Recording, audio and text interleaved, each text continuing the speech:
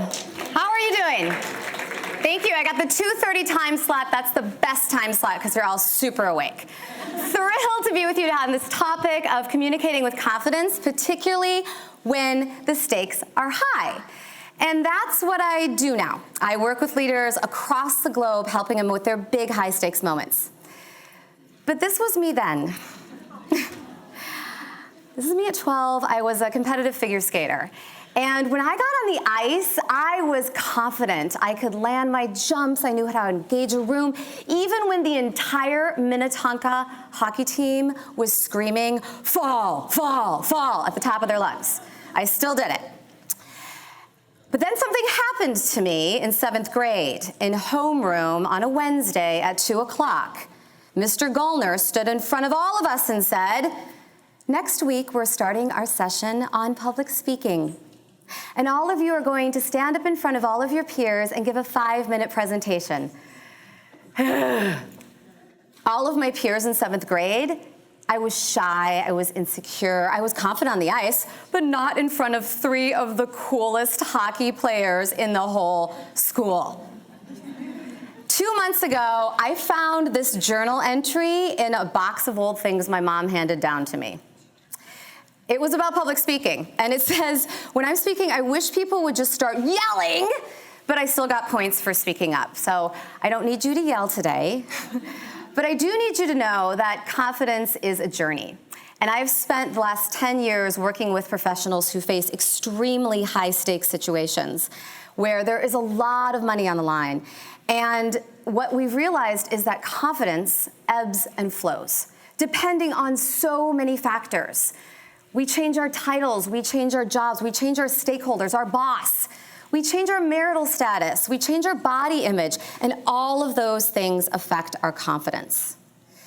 And what we need to know about confidence is that we can't expect to carry the on-the-rink confidence into the boardroom. I mean, how many of you have had someone that you've seen who is amazingly confident in one situation? I blanked out the screen. They say they can command a room. They have their entire team just eating out of the palm of their hands 1 minute, and then they have to go talk to investors the next minute, and there's someone else. Why is that? That's because the high-stakes communication environment is unique. It requires a different type of practice. It requires a different type of skill set. So we need to practice those skills. We need to get great coaching so that we can make sure we never have a moment we walk away from and say, "I wish I would have." Raise your hand if you've ever had a communication moment where you've walked away and said, "I wish I would have." Okay, we've got some people in the room. We've all had it. What do we do to make sure that doesn't happen to us? So what I'm going to give you today is I'm going to give you a set of skills that we know work, give you an opportunity to practice them, and then allow for you to coach each other on some things you absolutely have to be effective in a high-stakes communication environment. So we're going to start with our first exercise that is called the 5 things exercise. And for this, I would like to ask for a volunteer to come on stage with me, and I will demonstrate this, and then you'll find a partner and you'll give it a try. Now, if you do choose to volunteer, which is a vulnerable move, and high stakes in its essence, yes, you get a prize. So let's give her a huge round of applause. Come on up, come up, up. Okay, so what's your name? Amrita. Auriga? Amrita. Amriga. So Amriga is going to do this exercise for me. So Amrita. Amrita? Yes. Okay, she's going to come up here, and we're going to do this exercise. And then you guys are going to look to the left, you're going to look to the right, and you're going to find a friend. And you're going to try to do this exercise with one of your friends. And here's why. The reason we do this exercise, it's the best exercise we found to simulate that feeling that you have in a high-stakes moment of, all eyes are on me, and I don't know what I'm going to say next. Does that ever happen to anybody? Or this is what happens to a lot of us. You start talking, and you don't know how to shut up. Does that ever happen? Yeah, that happens too. So this exercise helps with those things. So here's what we're going to try. You're going to look me straight in the eyes. Okay. I'm going to give you a topic that you know this, all right? And when you answer me, you're going to list all 5 things, but here's the trick. You're not going to say, You're not going to say, Okay. You're not going to say, good question. Okay. You're not going to say, let me tell you about that. Okay. You just list the 5. Okay. Okay? The other thing is you're not going to break eye contact. Okay. You got it? Sure. Okay, 5 of your favorite websites. And you said And you looked up. So Okay. she looked up to the left and she said We're going to try again. 5 of the favorite apps on your phone. Headspace. Okay, this is fun and it's hard, okay? It's fun and it's hard, but here's what we're gonna do. You're gonna practice this, and then I'm gonna tell you what skills you just learned that are critical for a high stakes moment. So I'm going to give you just 2 minutes, and here are the rules. You find a friend. You stare at them. You give them a topic. 5 of your favorites, apps, websites, television shows, actors, movies, books, ice cream flavors, you name it. 5 of them. One person is looking at you. You do not allow them to break eye contact. If they do, stop, start over. Stop, start over. If they say actually, always, kind of, sort of, anything in between, stop, start over. Stop, start over. Is it clear? Those are the instructions. Stand up, find your friends. You got 2 minutes. Go. Did everyone have a chance to practice this activity? Because you're gonna do it again. You're gonna do it again. You're gonna do it again. Okay. Clap once if you can hear me. Clap twice if you can hear me. Clap 3 times if you can hear me. Hey, McKinley, how are you guys doing? Is the other room doing good? Okay, all right, because there's a whole other team. Okay, did y'all try it? How was it? It's hard. It's harder than you think, right? It's harder than you think. Why is it hard? Why is that hard? It feels awkward, right? Did anybody feel super weird doing that? Did anyone feel like you just made a best friend? Okay, you should feel those 2 things. Because other than your significant other, you're rarely staring at someone so intimately. And I want to make sure it's very clear to all of you that we are not asking you, this is not an activity for you to go take to your boss and say the 5 reasons why I need a raise. This is an activity. It's an activity to build some skills. Skills that we need. We need in a high stakes moment, but are not natural to us in any way, shape, or form. It is not natural to stare at someone and say, bananas, apples, grapes. It's very strange. I had one gentleman up here once, and I asked him his 5 favorite movies, and he said Rocky 1, Rocky 2, Rocky 3. And that might have been true. That might have been true for this person. But that's not natural. So why do we do that? That is creating the artificial stress that mirrors the stress you feel when you walk into a room and your stakeholders have changed. You walk into a room and there's 10 people. You walk into a room, you thought you had an hour, you now have 5 minutes. And what happens is our brain shuts down. We go into fight or flight response. We have to retrain our bodies to be able to access our thoughts in the moments that matter. So you are learning in that exercise to be comfortable being the center of attention, to be able to stand in that. And as we heard earlier, and make sure the inner critic shuts up. The other thing you're learning is you're learning to get comfortable with silence. So if any of you have had the challenge of over-answering when you're asked a question, tell me about yourself. Blah, blah, blah, blah, blah, blah, blah, blah. That's not what I wanted to say. That's because we're very uncomfortable with silence. We fill it in. We fill it in with a lot of extraneous words that we do not need. Now, another thing that I noticed in a lot of you as I was walking around is some really funky body language. So what did I see? I saw some of this. This is called the soccer goalie pose. I saw some massive stiff body, right, like this. I saw robotic face. Facebook, headspace. Okay, so let me point that out.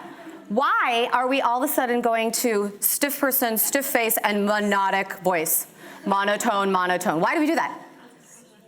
Why are we doing that? Is that how we talk on the weekends?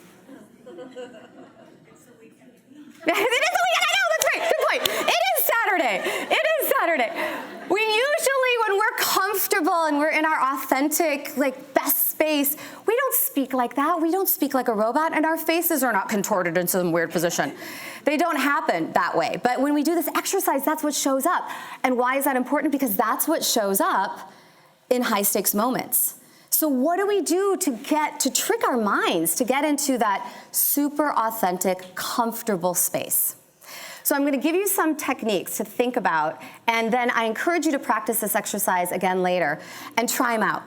Some are, if you do this exercise, smile as you're doing it. It softens your face, and you start to feel more comfortable. Another thing I didn't see many of you do is use your hands. Number off, 1, 2, 3, 4, 5. These are things that if you use them, if you use the physical, you can trick your mind into a different state, and your performance will change.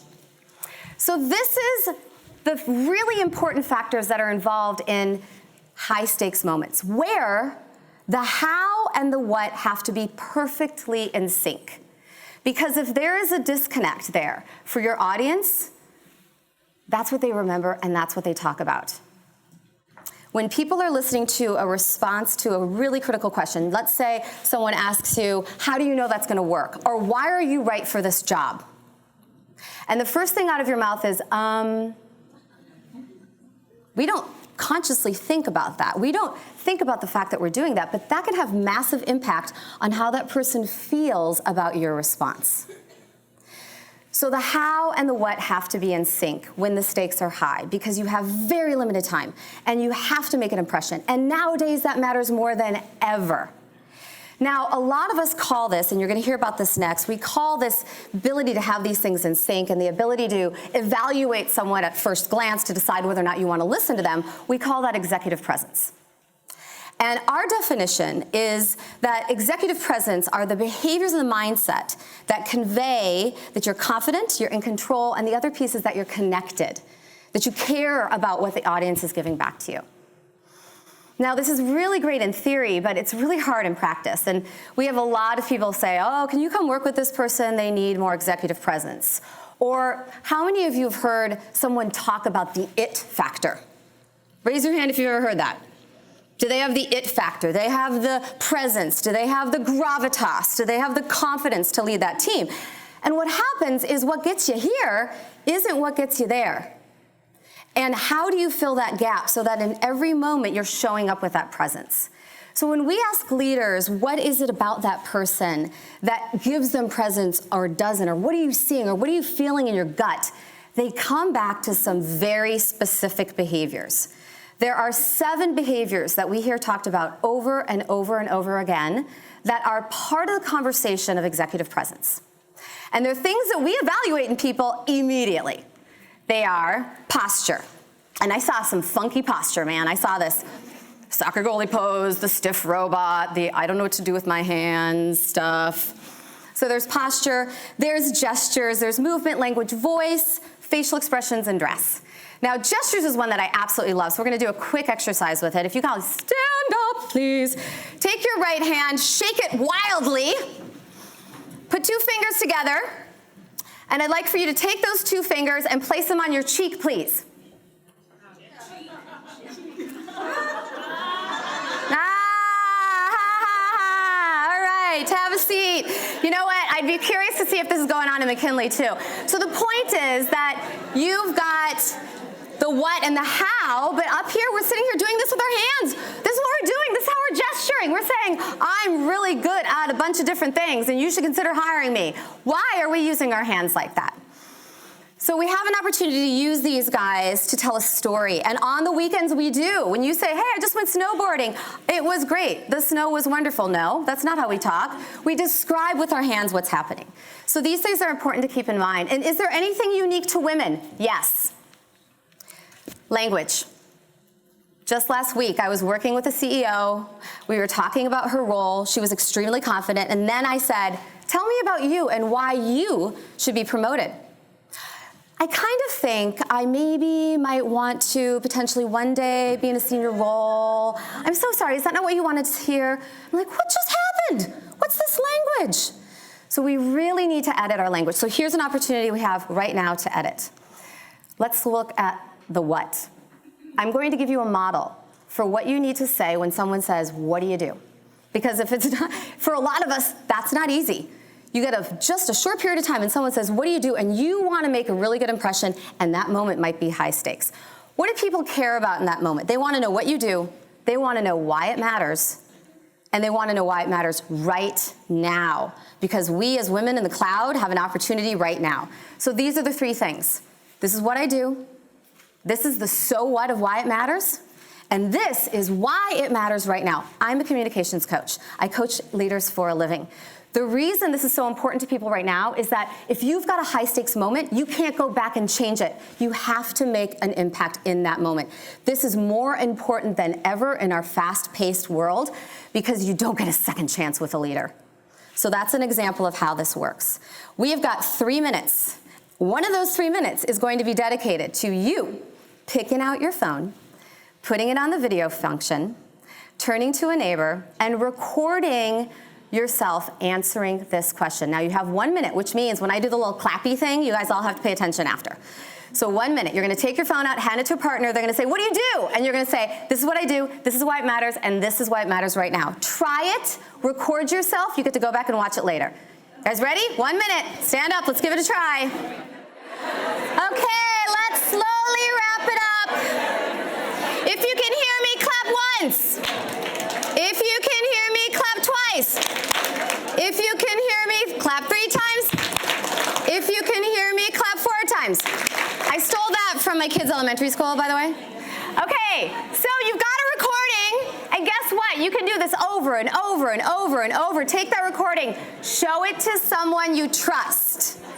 Ask for feedback. Continually ask for feedback. And check yourself on the what and the how. When you watch that, you're gonna see some funky how, and you're gonna question the what. So watch the how. Is your how and your what, are they in sync? How you're showing up, does it match what you're saying? You want those two things to be lined up and in a high stakes moment. That's why we had you stare at someone. That's why we had you take the camera out. We can practice in a comfortable environment all day long, but if we don't replicate the practice of a high stakes environment, it doesn't help us in the moment.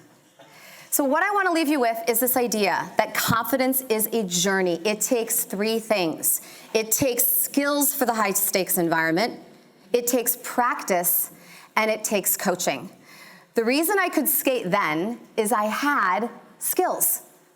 I practiced 6 days a week, and I had an amazing coach. And the reason I can stand out in front of you all now is because I've learned the skills, I've done a ton of practice, and I have some amazing coaches. Now, if you ask me to skate right now, I will fall, the hockey team will be very happy, and I will seriously hurt myself. But I can stand up in front of you and speak because I have done that hard work. It's a journey. You're not born with it. You need to really work on these skills. So find people who can help you on your journey so that you don't walk away and say, I wish I would have. Thank you so much for your time.